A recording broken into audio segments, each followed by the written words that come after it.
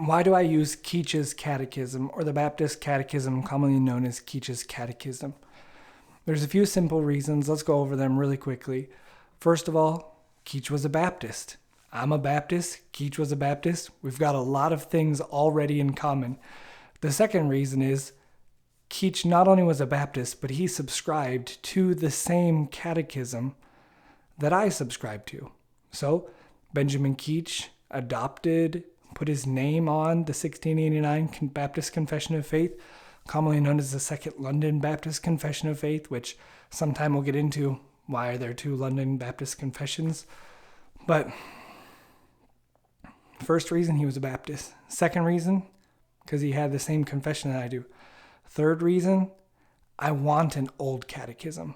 So this one from Benjamin KEACH from around the turn of the 18th century, I want it. I want something that's old because I see no reason to multiply words, new words, and try and inundate a generation into language that Christians haven't used, language that's maybe not as precise. That's one of the problems with modernity, is nobody wants to be very specific and precise. In fact, that was the common complaint against the Puritans.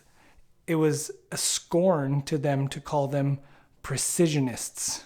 Okay, so, and I want that type of precision in my theological indoctrination. I want that kind of precision in my theological thinking, in my brain.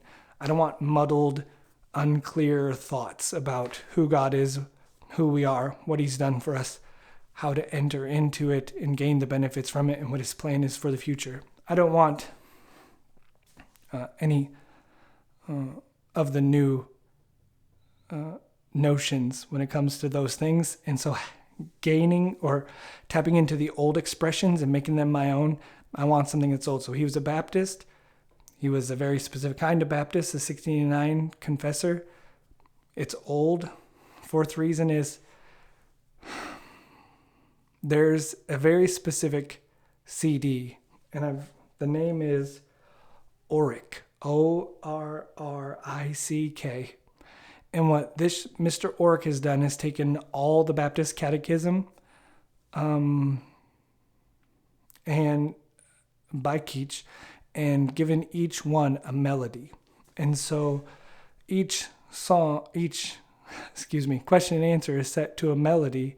And so it'll say, who is the first and chiefest being?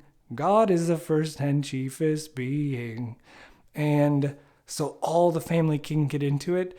And so because of that CD, and KEACH was a Baptist and a specific kind of Baptist, and it's old, and I have this resource, I want that. And I guess that sort of to tie it all together, the fifth reason is all of the resources that tie into this help support the scriptures. So the fifth reason is because it's scriptural. It's true. And ultimately, if it wasn't scriptural, if it wasn't digging in that mine, so to speak, I wouldn't want anything to do with it, right? If it wasn't barking up that tree, then I wouldn't be interested in it.